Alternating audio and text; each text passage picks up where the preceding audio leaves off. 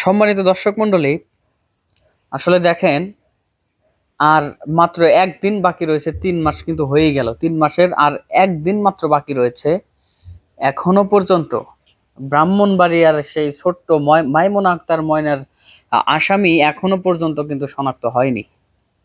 সম্মানিত দর্শক মণ্ডলী, ময়নার বাবার সাথে কথা বলে আমরা যতটুকু জানতে পেরেছিলাম, ময়নার বাবা কিন্তু বলেছিলেন ময়নার আসামি কিন্তু 95% শনাক্ত হয়ে গিয়েছে।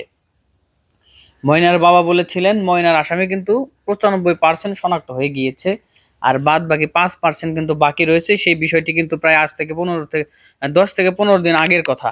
আসলে দেখেন, 10 থেকে 15 দিন অতিবাহিত হয়ে গেছে, এখনো পর্যন্ত সেই মাইমুন আক্তার ময়নার আসামি কিন্তু শনাক্ত হচ্ছে না। সেই ক্ষেত্রে ময়নার পরিবার বা ইমাম মজ্জেম যারাই আছে, সন্দেহের তীর কাদের দিকে যাবে এখনো পর্যন্ত কিন্তু স্পষ্ট বলা যাচ্ছে না।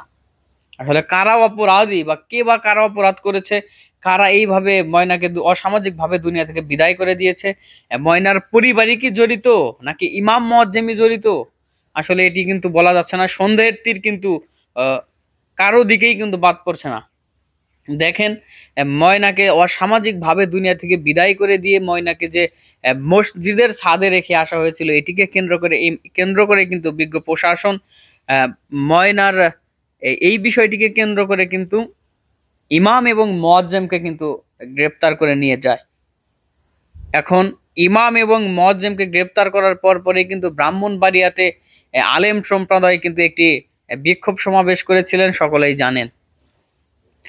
বিক্ষোভ সমাবেশে আলেম সমাজ কিন্তু বলেছিলেন যে যদি ইমাম এবং মুয়াজ্জেম যদি কোনো প্রকার অপরাধের সাথে সম্পৃক্ত না থাকে, তাহলে যেন তাদেরকে সসম্মানে যেন মুক্তি দেওয়া হয়। প্রিয় দর্শক মন্ডলী, দেখেন, প্রায় 3 মাসই হয়ে গেল ইমাম এবং মুয়াজ্জেমকে গ্রেপ্তার করা হয়েছে। তাদেরকে কিন্তু বিভিন্নভাবে জিজ্ঞাসাবাদ করেছে, তাদের ফিঙ্গার ডিএনএ এইগুলোর কিন্তু রিপোর্ট নিয়েছে। এখান থেকে কিন্তু তাদের বিরুদ্ধে কোনো প্রমাণ পাওয়া যায়নি। বিজ্ঞ প্রশাসন কিন্তু এখনো অবধি কিন্তু কোনো প্রমাণ পায়নি। তো আমি বলবো, যদি ইমাম এবং মুয়াজ্জেমের বিরুদ্ধে যদি কোনো প্রমাণ যদি না পাওয়া যায়, সেক্ষেত্রে যেন তাদেরকে সসম্মানে মুক্তি দেওয়া হয়। আর যদি প্রমাণ পাওয়া যায়, তদন্তের কাজ চলমান রয়েছে, এখন অবধি তদন্ত চলছে। যদি ইমাম এবং মুয়াজ্জেমের আহ, বিরুদ্ধে যদি কোনো প্রমাণ পাওয়া যায়, এই ময়নার অসামাজিক কাজের সাথে যদি ইমাম মুয়াজ্জেম যদি কোনোভাবে জড়িত থাকে, তাহলে আমরা তারও জোর শাস্তির দাবি জানাচ্ছি। এবং প্রশাসন শুরু থেকে শেষ পর্যন্ত এখনো পর্যন্ত কিন্তু অক্লান্ত পরিশ্রম করে যাচ্ছেন। প্রশাসন কিন্তু এই ময়নাকে কেন্দ্র করে ধাপে ধাপে কিন্তু কয়েকজনকে গ্রেপ্তার করে নিয়ে যায়। যেমন ময়নার চাচা, ময়নার মা, ইমাম, মুয়াজ্জেম, এদেরকে কিন্তু গ্রেপ্তার করেছে, সকলেই জানেন। এদেরকে জিজ্ঞাসাবাদ করা হয়েছিল। ময়নার মা এবং চাচাকে যে নিয়ে গিয়ে জিজ্ঞাসাবাদ করেছিল বিভিন্নভাবে, যা যা করার দরকার করেছিল করে কিন্তু তাদেরকে আবার ছেড়ে দেওয়া হয়েছে। তাদের বিরুদ্ধে কিন্তু কোনো প্রমাণ পাওয়া যায়নি। তো তাদেরকে কিন্তু এখনো ছেড়ে দেওয়া আছে। তো তদন্তের কাজ চলমান রয়েছে। যদি ময়নার মা এবং চাচা যদি এই অসামাজিক কাজের সাথে জড়িত থাকে, তাহলে আমরা তাদেরও বিচার দাবি করছি। ইমাম এবং মুয়াজ্জেম এদেরকে নিয়ে গিয়ে যেমন আহ, বিজ্ঞ প্রশাসন ডিএনএ ফিঙ্গার এগুলো রিপোর্ট টেস্ট করেছে, এদের এখনো আহ, কিন্তু কোনো রিপোর্ট এদের বিরুদ্ধে কিন্তু নাই। সেক্ষেত্রে যদি অপরাধী বলে সাব্যস্ত না হয়, তাহলে যেন তাদেরকে মুক্তির ব্যবস্থা করা হয়। এবং ময়নার মা এবং চাচার যে প্রেমের সম্পর্কের কথাটি আমরা শুনতে পেয়েছিলাম, সেটি বিজ্ঞ প্রশাসনের মাধ্যমে বিভিন্ন তদন্তের মাধ্যমে এখনো পর্যন্ত কিন্তু 100% প্রমাণ হয়নি। এটি কিন্তু এ, এ, সত্য বলে প্রমাণিত হয়নি। তা যারাই আমরা বিভিন্নভাবে যে সোশ্যাল মিডিয়াতে দেখতে পেয়েছিলাম, ময়নার মা এবং চাচার প্রেমের সম্পর্কের কথাটি শুনতে পেয়েছিলাম, এটি আসলে এখনো পর্যন্ত কিন্তু সত্য বলে প্রমাণ আমরা এখনো পর্যন্ত কিন্তু পাইনি। ময়নার মা এবং চাচার যদি প্রেমের সম্পর্কের কথাটি সত্য বলে প্রমাণিত না হয়ে থাকে, এখনো পর্যন্ত যেহেতু প্রমাণ হয়নি, সেক্ষেত্রে আমরা যেন এই ময়নার মা এবং চাচার এই মিথ্যা অপবাদটি যেন বিভিন্নভাবে আমরা না ছড়াই। যদি সত্য বলে প্রমাণিত হয়, তখন সত্য জেনে আমরা এই বিষয়টি নিয়ে আলোচনা করব। প্রিয় দেশবাসী, দেখেন, এই ময়নাকে যারা অসামাজিক ভাবে দুনিয়া থেকে বিদায় করে দিয়েছে, কে বা কারা, ইমাম মুয়াজ্জেম, ময়নার মা, চাচা, পাড়া প্রতিবেশী বা দেশের কে বা কারা এদেরকে এই ময়নাকে অসামাজিকভাবে দুনিয়া থেকে বিদায় করে দিল, এটি কিন্তু নিশ্চিত এখনো আমরা হতে পাইনি।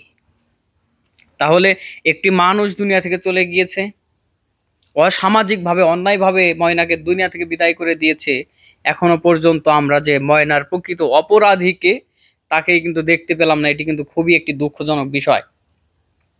বিজ্ঞ প্রশাসনের কাছে অনুরোধ থাকবে, আমরা বিভিন্ন সময় দেখেছি বিভিন্নভাবে প্রশাসনের কাছে আস্থা রাখি যে তারা এর চেয়েও বড় বড় ক্রাইম যারা রয়েছে, বড় বড় অপরাধের সাথে যারা জড়িত রয়েছে, তাদেরকেও কিন্তু গ্রেপ্তার করতে সক্ষম হয়েছে বাংলাদেশ পুলিশ।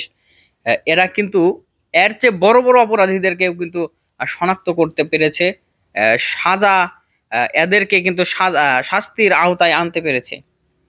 তো আমি বিজ্ঞ প্রশাসনের কাছে করজোর অনুরোধ করব, আপনারা এই আরেকটু গভীরভাবে যদি খতিয়ে খতিয়ে দেখেন, তাহলে আমরা মনে করব যে ময়নার আসামি দ্রুত গ্রেপ্তার সম্ভব হবে। এই ময়নার আসামিরা যদি এইভাবে যদি অন্যায় করার পরেও যদি মুক্তভাবে ঘোরাফেরা করতে থাকে, তাহলে কিন্তু অপরাধ বেড়ে যাবে। ওই অপরাধীরা কিন্তু একের পর এক অসামাজিক কাজ করেই বেড়াবে।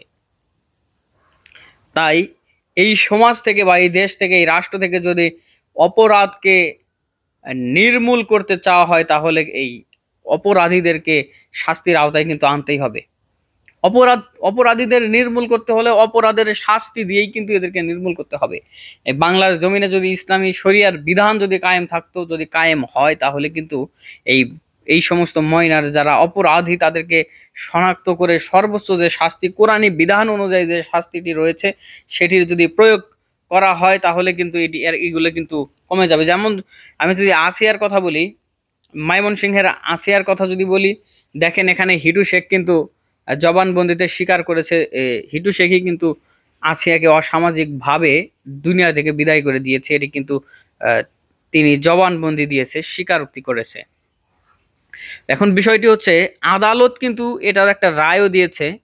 তো রায়টি পর্যন্ত কিন্তু এখনো পর্যন্ত সীমাবদ্ধ রয়েছে, রায়টি কিন্তু এখনো কার্যকর হয়নি। যদি ইসলামী শরিয়ার বিধান যদি কায়েম হতো, যদি এই বিধান চালু থাকতো, কোরআনী বিধান যদি বাংলার জমিনে চালু থাকতো, তাহলে যখন এই হিটু শেখের রায় হয়ে গিয়েছে তখন সঙ্গে সঙ্গে কিন্তু কার্যকর হয়ে যেত। তাই আমি ইসলামী সংবিধান বা শরিয়ার বিধান যেন কায়েম হয়, এরকম একটু আশাবাদ রাখছি আর কি।